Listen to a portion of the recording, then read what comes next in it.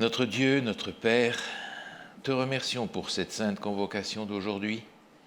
Nous te remercions de tourner encore nos regards vers Jésus, notre divin Sauveur. Et dans ta bonté, donne-nous encore de le contempler et de l'admirer aujourd'hui, nous t'en prions, en son nom. Amen. Ouvrons la parole de Dieu dans Matthieu, chapitre 2, versets 9 à 12. Après avoir entendu le roi, ils partirent. Et voici l'étoile qu'ils avaient vue en Orient marchait devant eux jusqu'à ce que s'étant arrivée au-dessus du lieu où était le petit enfant, elle s'arrêta. Quand ils aperçurent l'étoile, ils furent saisis d'une très grande joie. Ils entrèrent dans la maison, virent le petit enfant avec Marie sa mère, se prosternèrent et l'adorèrent. Ils ouvrirent ensuite leur trésor et lui offrirent en présent de l'or, de l'encens et de la myrrhe. Puis, divinement avertis en songe de ne pas retourner vers Hérode, ils regagnèrent leur pays par un autre chemin. Que Dieu bénisse sa parole. Nous allons maintenant nous asseoir pour écouter un chant spécial.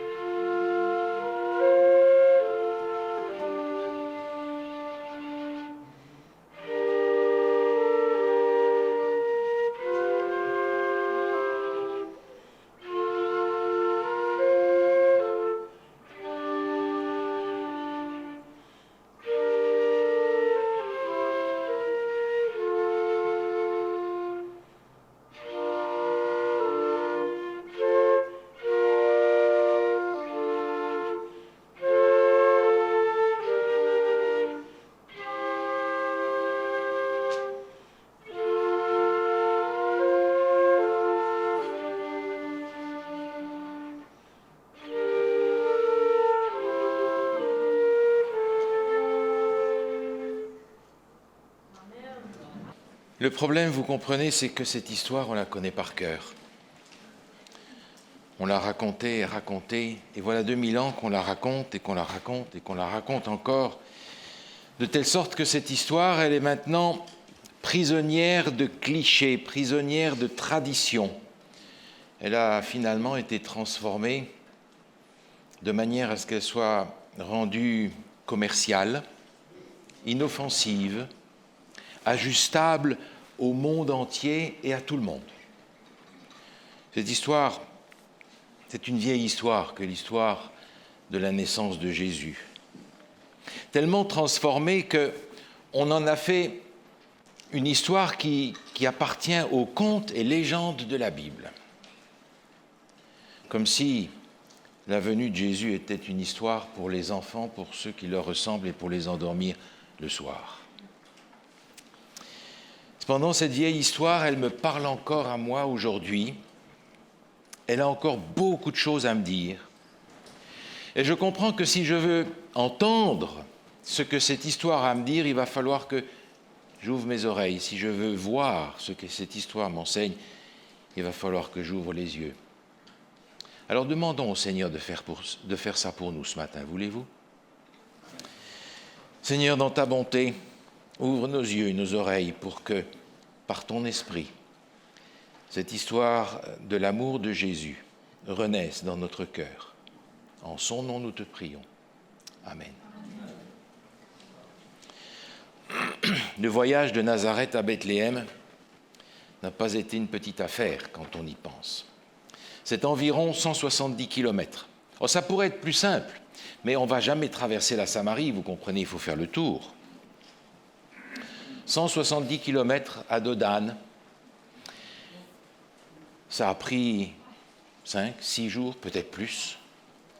Mais vous n'avez pas de mal à comprendre que quand Marie est arrivée à Bethléem, elle était prête à accoucher après tant de jours sur le dos d'âne. Marie était prête à accoucher. Alors, lorsqu'ils sont arrivés à Bethléem, il n'y avait plus de place. Parce que c'était en fait la période de la fête des tabernacles. Et puis ensuite, il y avait cette histoire de recensement, donc les impôts qu'on devait venir payer, vous vous en souvenez. Donc Bethléem était rempli de gens de toutes sortes, qui étaient venus comme Joseph et Marie dans leur lieu d'origine. À la fin de la journée, Joseph et Marie arrivent dans Bethléem. Marie n'en peut plus. Ils vont traverser les petites rues étroites de la ville. Ils vont aller à l'auberge de David. Et puis l'aubergiste va leur dire, écoutez, non, c'est plein. Ils vont traverser toute la ville pour aller à l'auberge de Jessé, de l'autre côté.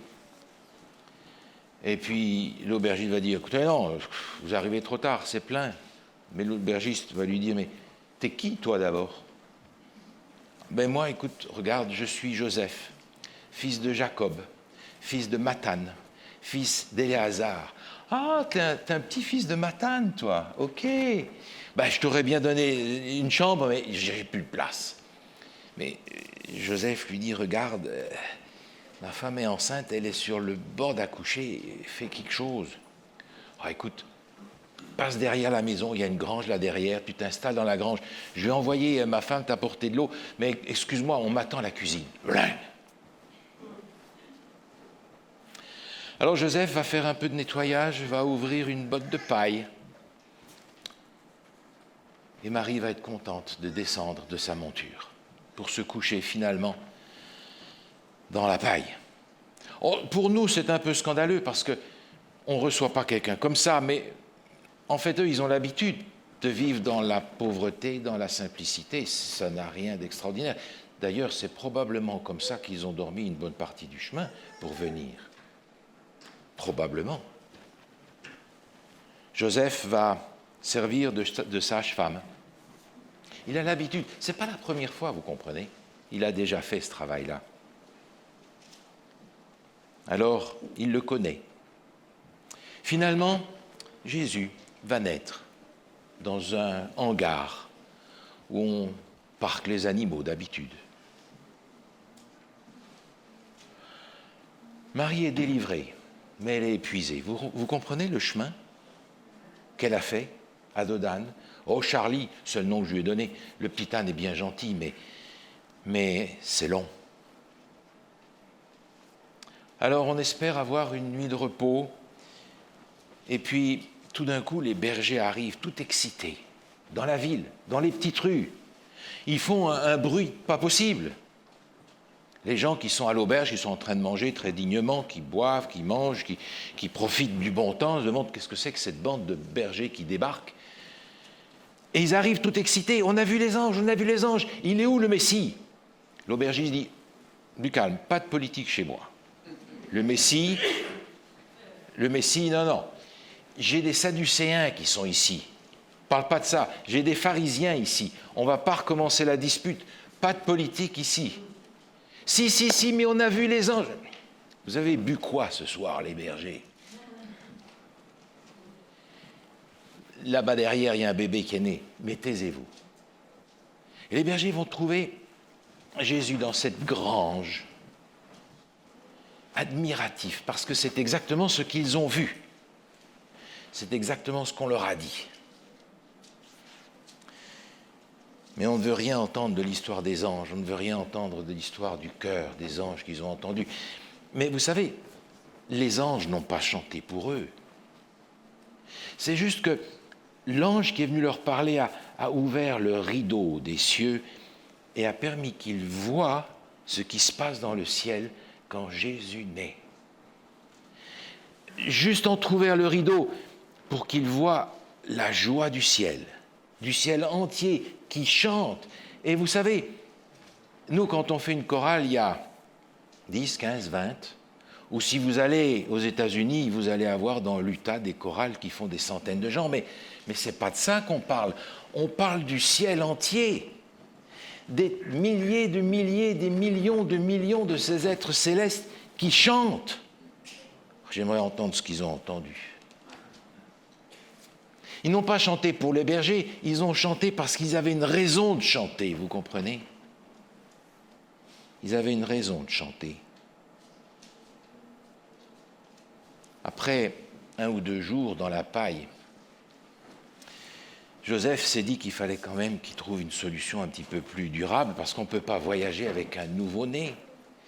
Alors il a été dans la ville voir ceux qu'il savait être ses parents, avec qui il avait perdu contact, parce que depuis le temps qu'il était à Nazareth, vous comprenez, il avait perdu contact avec eux. Alors il a été frappé à la porte et a dit « Bonjour, écoute, je suis Joseph, fils de Jacob, fils de Mathan. »« Ah, mais où est-ce que tu es maintenant ?»« Oh, je suis en Galilée. » Il n'a pas dit à Nazareth, évidemment. Je suis en Galilée. « Ah, ben très bien.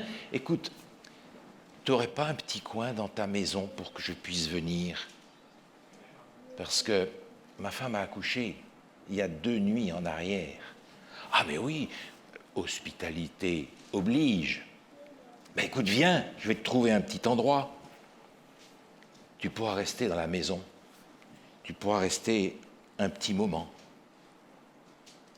Et ils ont déménagé dans cette maison avec Marie, Joseph, le nouveau-né.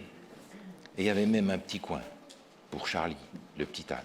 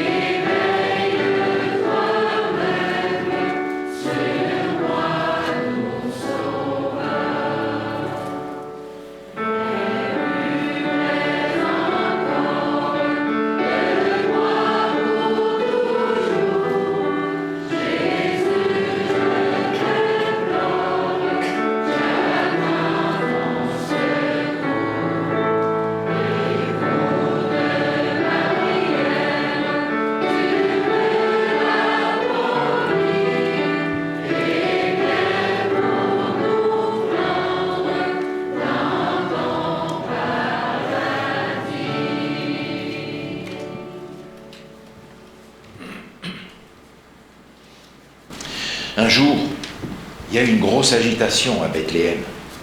Les enfants couraient dans la rue. « Et maman, papa, viens voir !» Grosse agitation, les gens ont regardé par la fenêtre et ils ont vu passer dans la rue une équipe incroyable, montée sur des chameaux, habillés comme des rois, et qui avançait avec beaucoup de dignité vers l'auberge pour demander où est né le roi des Juifs. L'aubergiste, wow, pas de politique ici. Quel roi des Juifs? Il a commencé à se poser des questions, cet aubergiste, parce que les bergers sont venus. Bon, les bergers, c'est des bergers, vous n'allez quand même pas croire des bergers, mais voilà que ces gens arrivent. Et vous venez d'où, les amis? Nous, on vient du pays de Babylone. Et vous avez fait tout le chemin pour venir voir le roi qui est né. Et c'est là que l'aubergiste s'est dit, heureusement qu'il n'est plus dans ma maison. Et ces rois qui sont là, ces gens qui viennent avec des soldats, qui les gardent avec tout un tas de bagages, et il y a des chameaux et des chameaux et des chameaux, une procession incroyable. Alors ils vont dire, écoutez, on a été voir le roi Hérode, on lui a demandé où était né ce roi, et finalement on nous a dirigés vers ici. Et l'aubergiste leur dit, non, c'est pas chez moi, c'est, je sais pas, là-bas. Et il ferme la porte. Et il se dit, si Hérode sait qu'il y a un roi qui est né dans ma maison, il va faire la même chose qu'avec son père, sa mère, ses frères, ses sœurs et tout le monde. Connaît pas. Alors ils vont arriver finalement. Ils vont arriver finalement dans cette maison et ils vont être étonnés parce qu'ils sont venus pour voir un roi. Joseph s'attend à rien. Marie, elle tremble. On est venu voir le roi des Juifs entrer. Alors, devant la porte de cette maison, on va trouver une foule de gens, tous mieux habillés les uns que les autres, en armes, pour défendre ces trois personnages de haut rang qui viennent de l'autre bout du monde. Figurez-vous, ils ont voyagé 1500 kilomètres. Et ils expliquent, on a vu l'étoile de ce roi qui est né. Alors on a préparé nos bagages, on est parti. Ça fait probablement 2 à 3 mois qu'ils sont en voyage. Et ils arrivent seulement maintenant.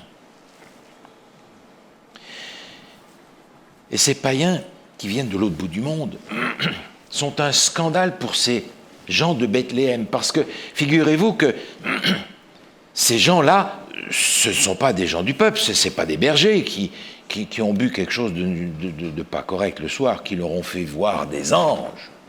Non, non, c'est la haute gamme. Et ces gens-là, des païens s'il vous plaît, ils citent les Écritures. Et par cœur, ils disent, parole de celui qui entend les paroles de Dieu, de celui qui connaît les desseins du Très-Haut, de celui qui voit la vision du Tout-Puissant. Je le vois, mais non maintenant. Je le contemple, mais non de près. Un astre sort de Jacob, un sceptre s'élève d'Israël. Ils citent les Écritures, mais qui sont ces païens qui osent citer nos Écritures? D'où est-ce que vous avez sorti ça? On a sorti ça de la prophétie de Balaam. Mais la prophétie de Balaam, elle est dans le livre des Nombres. Et le livre des Nombres, il est dans le Deutéronome. Et le Deutéronome, il est dans le Pentateuque. Ces gens avaient les livres de Moïse entre les mains. Et puis, on a trouvé aussi ça dans le livre du prophète Daniel, disent-ils. Ah, mais eux, ils connaissent Antiochus Épiphane. C'est de l'histoire récente pour eux. Ils ne sont pas tombés dans le panneau. Ils savent que ce n'est pas ça qu'il est question. Il est question de Jésus. Ils le savent. Le roi qui doit venir. Et vous avez fait tout ce chemin pour venir le voir. Mais ces gens, se disent les Juifs qui sont là, savent des choses que nous ne savons pas. Et ils ont fait un voyage de 2 à 3 mois pour venir nous voir et voir ce bébé-là. Ne me dites pas que c'est le roi, fils de David. Ne me dites pas que c'est le Messie. Regardez cette famille de pauvres gens là. Non, c'est pas là qu'il va naître. Mais tout le monde se pose la question quand même. Alors ils vont demander à Joseph, tu les connais ces gens? Jamais vu. À Marie, c'est de ta famille? Mais je ne sais pas qui c'est.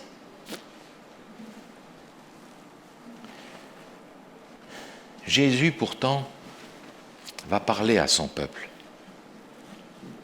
et va dire à son peuple des choses claires.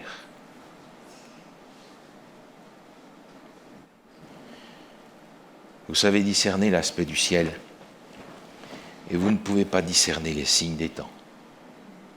Ces gens ont vu l'étoile et ils ont dit c'est ça, et on y va. Jésus a dit à son peuple, vous entendrez de vos oreilles et vous ne comprendrez point. Vous verrez de vos yeux et vous ne verrez point. Jésus a dit à son peuple, tu n'as pas connu le jour où tu as été visité. Et il va falloir que ce soit des gens qui viennent de l'autre bout du monde pour leur dire, est-ce que vous êtes au courant qu'il y a un roi qui est né chez vous, ici? Ces mages, comme on les appelle, connaissaient les temps. Ils avaient pu discerner les temps dans lesquels ils vivaient. Ils avaient agi en conséquence. Et quand ils ont vu l'étoile, c'est un peu comme si cette étoile avait commencé à briller dans leur cœur. Et ils sont venus.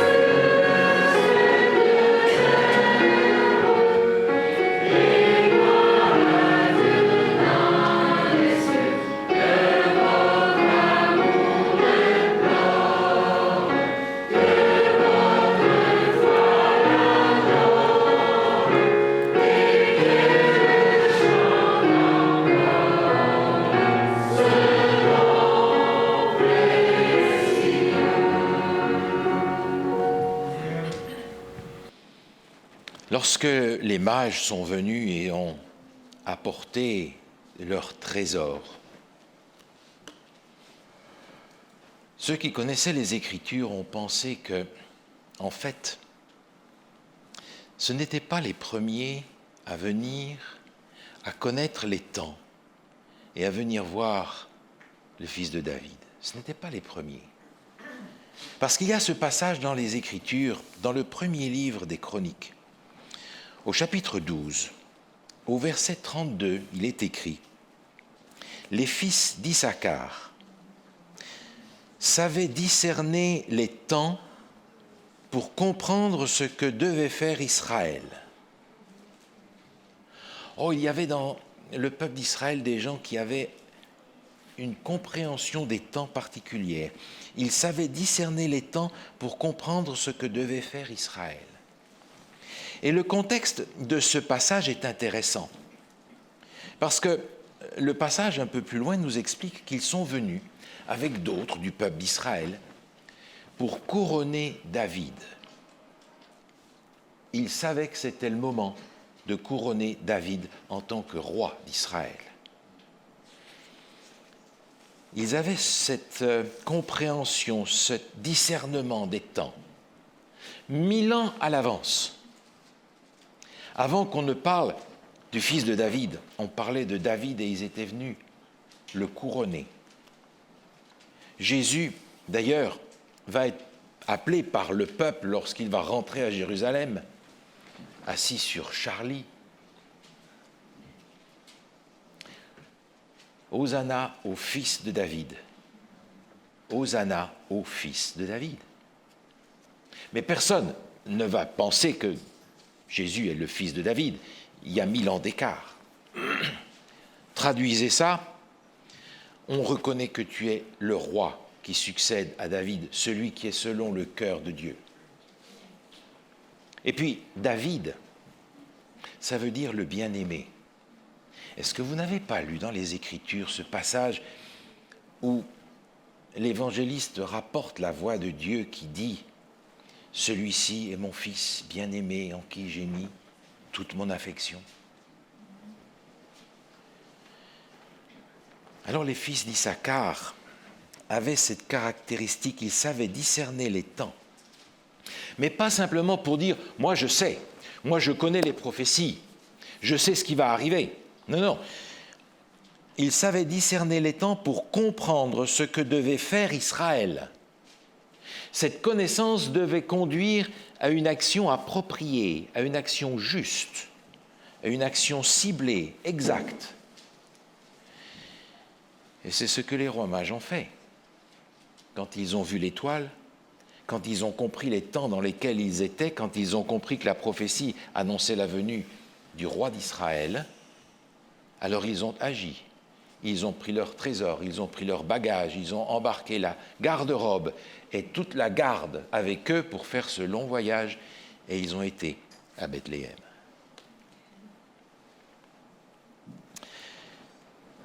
Ils ont fait un petit peu la même chose que ce qu'ont fait les fils d'Issachar.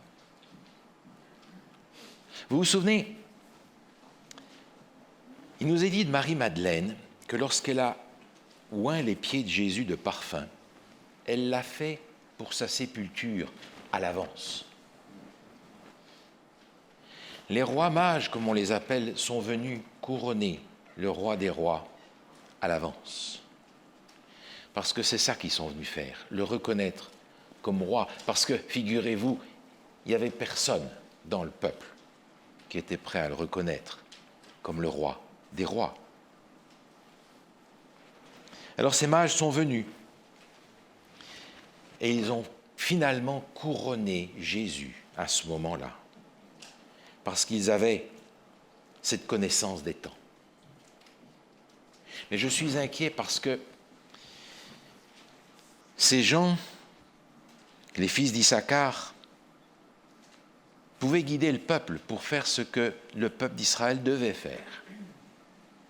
Mais quand je lis ce que la parole de Dieu me dit sur la dernière génération avant la venue du roi des rois, je suis inquiet. Je suis inquiet parce que Jésus lui-même dit de cette dernière génération, « Tu ne sais pas que tu es malheureux, misérable, pauvre, aveugle et nu. » Et si cette génération qui attend le retour de Jésus est aveugle, comment va-t-elle couronner le roi des rois qui vient pour de vrai ? Alors, je suis inquiet pour moi, je suis inquiet pour nous, parce que j'ai l'impression que la génération d'aujourd'hui, qui attend la deuxième venue de Jésus, n'a pas cette capacité de discerner les temps, comme ces rois mages, comme les fils d'Issachar, n'avaient pas cette capacité d'être au clair sur l'horloge de Dieu, sur le programme de Dieu, et sur ce que Dieu attendait que son peuple fasse. Alors aujourd'hui, j'ai envie de demander à Dieu, Seigneur, ce discernement des temps que ces païens ont eu en lisant ta parole, que ces Juifs n'ont pas eu en ne lisant pas ta parole, ne pourrais-tu pas, s'il te plaît, nous le donner à nous aujourd'hui aussi, s'il te plaît?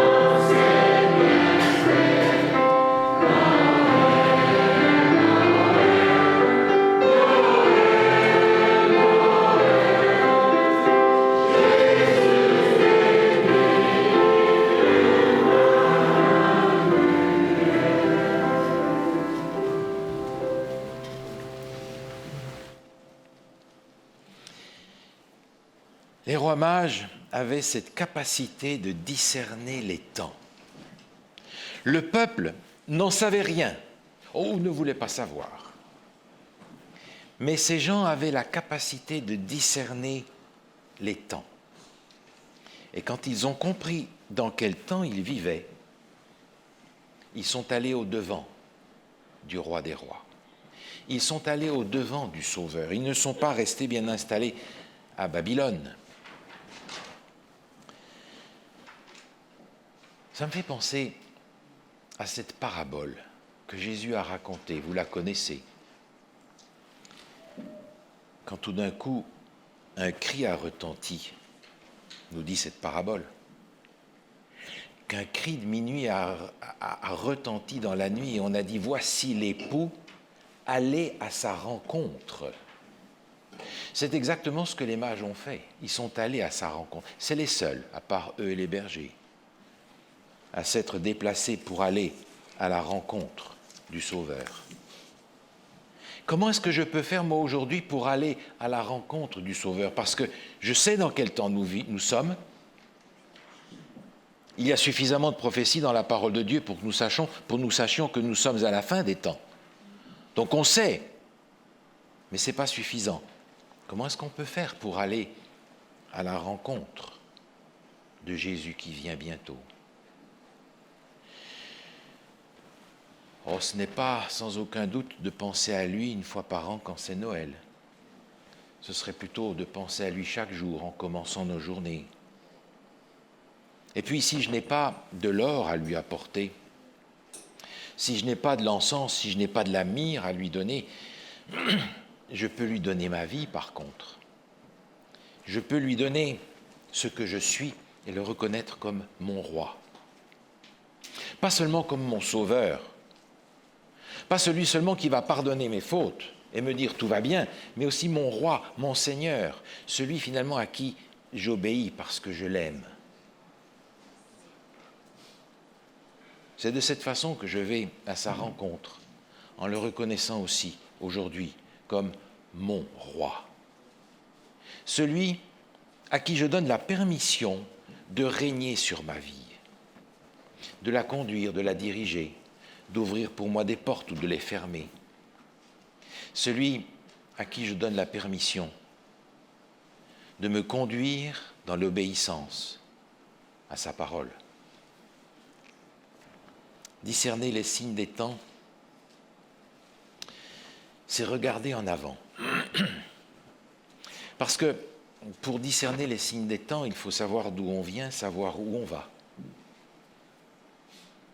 Et même s'il est important de regarder en arrière pour savoir d'où on vient, il est essentiel de regarder en avant pour savoir où on va.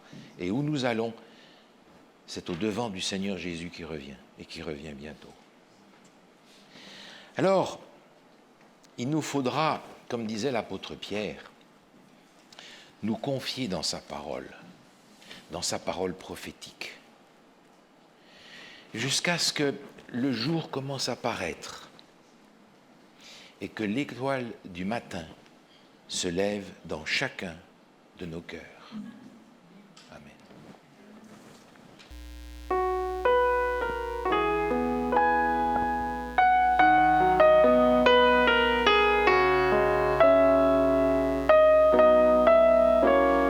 Journeyed far, a weary pair.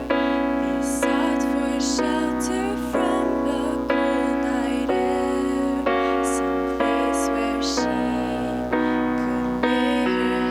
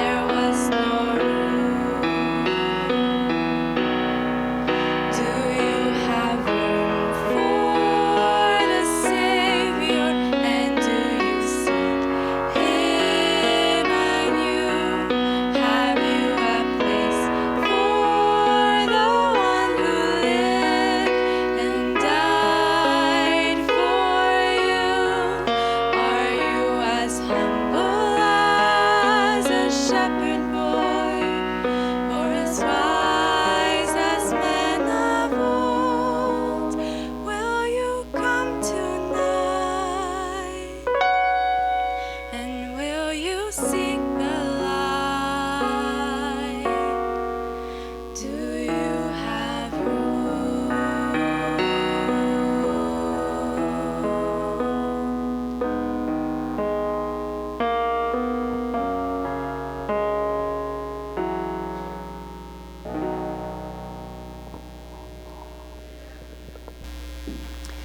Si vous voulez vous lever, s'il vous plaît, on va chanter le cantique 31.